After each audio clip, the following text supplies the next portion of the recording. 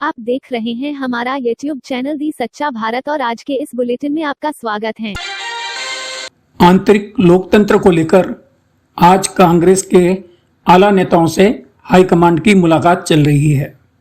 उसी मीटिंग में अशोक गहलोत व सचिन पायलट को भी आमंत्रित किया गया है। तो निश्चित रूप से सचिन पायलट के सम्मानजनक पुनर्वास पर निर्णय होगा। ये पुनर्वास किस रूप में होगा, इस पर बात की सच्चा भारत ने सौमेंद्र गुर्जर से। आइए सुनते हैं सचिन पायलट जी के विश्वस्त सहयोगी सौमेंद्र गुर्जर को। अहमद पटेल जी के निधन के बाद मध्य प्रदेश के पूर्व मुख्यमंत्री कमलनाथ जी ने प्रियंका जी, राहुल जी और सोनिया जी के माध्यम से और उनके आग्रह पे, उनके सामंजस्य से सभी जो नेता लोग, चाहे गुलाम नबी जी ले लीजिए, सिब्बल साहब ले लीजिए, तमाम तरह के नेता हैं, उनमें अपने राजस्थान के युवा हृदय सम्राट और आगामी राजस्थान के भविष्य सचिन पायलट जी भी शामिल हैं। सभी को एक मंच पे ला करके कांग्रेस को कैसे मजबूत हो सकती है, आला कमान कैसे मजबूत हो सकता है, गांधी परिवार की जो सोच है उसको हिंदुस्तान के अंदर कैसे बरकरार रखा जा सकता है, उसी के मद्देनजर देखते हुए आज की मीटिंग सोनिया जी के सानिध्य में और कमलनाथ जी की अगुवाई में हो रही है, जिससे निश्चित तौर से कांग्रेस मजबूत होगी। कांग्रेस मजबूत ही नहीं होगी, कांग्रेस के अंदर फॉर फ्यूचर को लेकर के ऐसे बड़े निर्णय आगामी इस मीटिंग के बाद होने वाले वर्किंग कमेटी की मीटिंग में और एआईसीसी के सम्मेलन में लिए जाएंगे, उसकी रूपरेखा तैयार की जाएगी। और स्पष्ट तौर से इतना कह सकता हूं, और जैसा हमारा आकलन है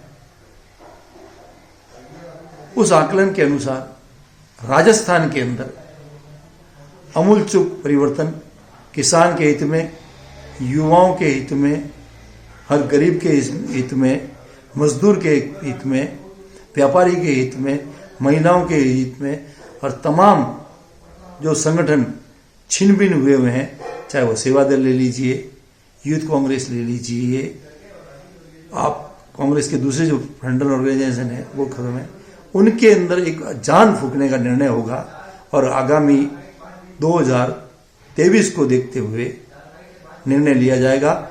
राहुल गांधी जी की जो सोच उसको बरकरार करने के लिए सचिन पायलट जी के साथ नेतृत्व में और उनके विश्वास के अंदर और उनके विश्वास के प्रति जताते हुए निर्णय लिया जाएगा।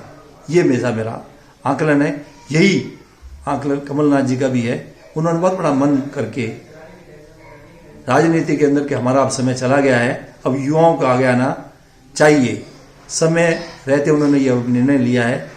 यही सोच राजस्थान में कामयाब होगी और हमारे मुख्यमंत्री जी गहलोत साहब का तजुर्बा और गहलोत साहब अब अपना मार्गदर्शन मंडल के अंदर स्थापित होने की है और ये एआईसीसी में काम करेंगे, ऐसी आकलन लगाया जा रहा है।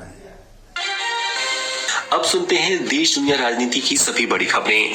भारत में कोरोना वायरस की चपेट में आने वालों का आंकड़ा 1 करोड़ के पार हो गया है। इस मामले में हम दुनिया के 220 देशों में दूसरे नंबर पर हैं। हमसे ज्यादा केसेस सिर्फ अमेरिका में हैं। हालांकि हमारे यहाँ वास्तविक मरीजों की संख्या अब सिर्फ 3,05,000 रह गई है, जबकि पूरी दुनिया में एक्टिव मरीजों का आंकड़ा 2 करोड़ के पार है। रिकवरी के मामले में भारत दुनिया के टॉप 5 संक्रमित देशों में पहले नंबर पर है। यहाँ अब तक 95.41% लोग ठीक हो चुके हैं। अमेरिका, ब्राजील, फ्रांस, रूस समेत 57 देशों में कोरोना की दूसरी लहर शुरू हो चुकी है। भारत में इसके उलट कोरोना केसेस में कमी आ रही है। लेकिन एक तथ्य ये भी है कि भारत में आबादी के लिहाज से काफी कम टेस्टिंग हुई है। यहाँ अब तक केवल 11.11% लोगों की जांच हुई है, जबकि अमेरिका में सबसे अधिक 65.77% आबादी की जांच हो चुकी है। इस बीच स्वास्थ्य मंत्रालय ने ने कहा है कि कोरोना वायरस का वैक्सीन वॉलंटरी बेसिस पर लगाया जाएगा। कल ये भी खबर आई कि Indian council of medical research ICMR के डायरेक्टर जनरल बलराम भार्गव की कोरोना रिपोर्ट पॉजिटिव आई है। साथ ही उत्तराखंड के मुख्यमंत्री त्रिवेंद्र सिंह रावत की कोरोना रिपोर्ट भी पॉजिटिव आ गई है। प्रधानमंत्री नरेंद्र मोदी ने शुक्रवार को मध्य प्रदेश के किसानों के सम्मेलन को वीडियो कॉन्फ्रेंसिंग के जरिए संबोधित किया। 53 मिनट के भाषण में मोदी ने किसानों की सबसे बड़ी चिंता न्यूनतम समर्थन मूल्य यानी MSP को लेकर एक बार फिर कहा कि MSP न बंद होगी न खत्म होगी। उन्होंने कहा कि किसान उन लोगों से बच कर रहे जो कृषि सुधारों पर झूठ का जाल फैला रहे हैं। इसके अलावा केंद्रीय कृषि मंत्री नरेंद्र तोमर ने शुक्रवार को कहा कि मौजूदा संकट को दूर करने के लिए विरोध करने वाले संगठनों से औपचारिक बातचीत चल रही है। साल खत्म होने से पहले नतीजा निकलने की उम्मीद है। हालांकि संगठन कह रहे हैं कि उन्हें कानून को खत्म करने से कम कुछ भी मंजूर नहीं है। हाथरस गैंगरेप में CBI ने शुक्रवार को स्पेशल SC/ST कोर्ट में चार्जशीट दाखिल कर दी। CBI ने 22 सितंबर को मौत से पहले पीड़ित के आखिरी बयान को आधार बनाकर 2000 पेज की चार्जशीट फाइल की है। चार्जशीट में कहा गया है कि चारों आरोपियों ने हत्या करने से पहले पीड़ित के साथ गैंगरेप किया था, जबकि योगी सरकार ने 6 अक्टूबर को दावा किया था कि फॉरेंसिक रिपोर्ट में रेप के सबूत नहीं मिले हैं। उत्तर भारत के साथ पहाड़ी राज्यों में भी सर्द मौसम सताने लगा है। हिमाचल, उत्तराखंड, कश्मीर में सबसे बुरा हाल है। यहाँ ज्यादातर इलाकों में तापमान 0 से नीचे है। कश्मीर के शोपियां में ठंड की वजह से पानी की पाइपलाइन फट गई, उससे निकलने वाला पानी हवा में ही जम गया। कश्मीर के ही द्रास में पारा -28.5 डिग्री सेल्सियस पहुंच गया। श्रीनगर में डल झील जम चुकी है। इसके अलावा राजस्थान के कुछ इलाकों में टेम्परेचर माइनस में है। दिल्ली में अगली 2 दिन तक सर्द हवा चलने का अनुमान है। बंगाल में भाजपा नेताओं पर क्रिमिनल केस दर्ज करने के मामले में सुप्रीम कोर्ट में शुक्रवार को सुनवाई हुई। इसमें कोर्ट ने पश्चिम बंगाल सरकार को नोटिस जारी कर आदेश दिया कि अगली सुनवाई तक प्रदेश में भाजपा नेताओं पर सख्ती न की जाए। मामले की अगली सुनवाई जनवरी में होनी है। ममता बनर्जी के तृणमूल से इस्तीफे के एक दिन बाद ही शुभेंदु अधिकारी को केंद्र से Z कैटेगरी की सुरक्षा देने का फैसला लिया गया है। हालांकि विधानसभा स्पीकर बिमान बनर्जी ने कहा, मैंने शुभेंदु का इस्तीफा मंजूर नहीं किया। उनका इस्तीफा संविधान और विधानसभा के नियमों के मुताबिक नहीं भेजा गया है। जिला कलेक्टर हरदीप द्वारा शुक्रवार को जिले में कोरोना के 121 नए मरीज सामने आए। जिले में कोरोना के मरीजों में तेजी से बढ़ोतरी हो रही है, जबकि स्वस्थ होकर महज 17 मरीज ही घर लौटे। प्रदेश स्तर पर जारी सूची के अनुसार जिले में कोरोना संक्रमित एक व्यक्ति ने दम तोड़ा। अब तक 178 मौतें हो चुकी है। दिसंबर के 18 दिनों में 18 मरीज दम तोड़ चुके हैं। जिले में कोरोना के 121 नए मरीजों के साथ संक्रमितों का आंकड़ा बढ़कर 12,272 पहुंच गया, जबकि अब तक स्वस्थ होकर 11,884 मरीज घर लौट चुके हैं। वर्तमान में 383 केस एक्टिव है। शुक्रवार को जिले में 2, 4 और 5 साल के बच्चे भी कोरोना की चपेट में आए। पाली न्यू बस स्टैंड चौकी पुलिस को मिली सफलता। बोलेरो चोरी के मुख्य आरोपी को किया गिरफ्तार। कोतवाली थाना के टैगोर नगर में तीसरे दिन बोलेरो कैंपर चोरी होने का मुकदमा न्यू बस स्टैंड चौकी में बोलेरो मालिक सांवरमल जाट द्वारा दर्ज करवाया गया था। RMGB बिल्डर्स आर्किटेक्ट मीट संपन्न।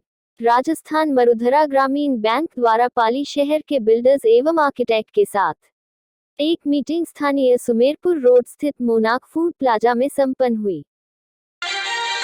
रैन बसेरा में जरूरतमंद लोगों ने ली शरण। कस्बे के गोदावास बस स्टैंड पर श्री साई दर्शन सेवा संस्थान द्वारा संचालित रैन बसेरा में जरूरतमंद और बेसहारा लोगों द्वारा सेवाओं का लाभ मिल रहा है। सोजत पुलिस को मिली बड़ी कामयाबी। पाली जिला पुलिस अधीक्षक राहुल कोटोकी के निर्देशन पर हथियारबंद नाकाबंदी करने एवं अधिकाधिक लोकल एवं स्पेशल एक्ट की कार्रवाई करने के आदेश प्रदान किए गए। रामेश्वर लाल भाटी ने नाकाबंदी के दौरान नेशनल हाईवे 162 पर अवैध हथियार लेकर घूमते मध्य प्रदेश के 4 आरोपियों को पुलिस ने किया गिरफ्तार। दीनदयाल अंत्योदय योजना राष्ट्रीय शहरी आजीविका मिशन के STP घटक के अंतर्गत सोसाइटी नगर बिजली घर के सामने सरदार सनमद रोड पर कंप्यूटर टैली का निशुल्क कोर्स प्रारंभ किया गया, जिसका शुभारंभ नगर परिषद सभापति श्रीमती रेखा भाटी द्वारा किया गया। सभापति द्वारा बच्चों को टैनिक का पूरा लाभ लेते हुए उज्जवल भविष्य की कामना की गई। ओडिशा के बालासोर में डीआरडीओ ने शनिवार की सुबह देश में बनी आधुनिक आर्टिलरी गन होवित्जर का सफल परीक्षण किया। ये नई आधुनिक होवित्जर गन 48 किलोमीटर दूर तक सटीक निशाना लगाने में सक्षम है। होवित्जर के सफल टेस्ट के साथ ही भारत अब अपने 1800 आर्टिलरी गन की डिमांड पूरी कर सकेगा। डीआरडीओ के मुताबिक अब इस क्षेत्र में विदेश से आयात करने की आवश्यकता नहीं होगी। सिक्किम में चीन बॉर्डर और पोखरण में टेस्ट के दौरान इसके 2000 राउंड दागे गए। डीआरडीओ का दावा है कि होवित्जर बोफोर्स और इजराइल के एथॉस से कई गुना बेहतर है। कांग्रेस की अंतरिम अध्यक्ष सोनिया गांधी ने पार्टी के पुराने नेताओं के साथ बैठकों का दौर शुरू कर दिया है। सोनिया सभी नेताओं के मन खंगालने में लगी हैं। शनिवार की सुबह ही गुलाम नबी आजाद, अशोक गहलोत, भूपिंदर सिंह हुड्डा, पी चिदम्बरम समेत कई नेता 10 जनपद पहुंच चुके हैं। बैठकों का ये दौर 1 हफ्ते तक चलने वाला है। हाल ही में पार्टी के वरिष्ठ नेता कपिल सिब्बल, गुलाम नबी आजाद समेत कई नेताओं ने पार्टी के कामकाज के तरीके पर सवाल उठाए थे। कुछ महीने पहले पार्टी के 23 वरिष्ठ नेताओं ने सोनिया को चिट्ठी लिखकर बदलाव की मांग की थी। झुंझुनू जिले में शराब से भरा ट्रक पकड़ा गया है। ट्रक ड्राइवर ने मुर्गी के दाने की बोरियों के नीचे शराब की पेटियां छिपाकर ले जा रहा था। चिड़ावा में पिलोज चेक पोस्ट पर पुलिस को देखकर वो ट्रक छोड़कर फरार हो गया। ट्रक से 5100 बोतल विस्की और 1920 बियर की केन बरामद की गई है। आबकारी विभाग की टीम ने जोधपुर के गुंडा विश्नोईयान गांव में छापेमारी की, जहां गायों के पाड़े से खुदाई कर 42 कार्टन अवैध शराब जब्त किए हैं, जिसके बाद आबकारी विभाग ने आरोपी हुक्माराम विश्नोई को गिरफ्तार कर लिया है। बता दें कि यहां बरामद शराब की बोतलों पर किसी भी ब्रांड का लेबल नहीं लगा है, जिससे साफ जाहिर होता है कि शराब तैयार कर किसी दूसरे ब्रांड का लेबल लगाया जाता है। और ऐसे ही नए अपडेट पाने के लिए द सच्चा भारत चैनल को सब्सक्राइब कीजिए।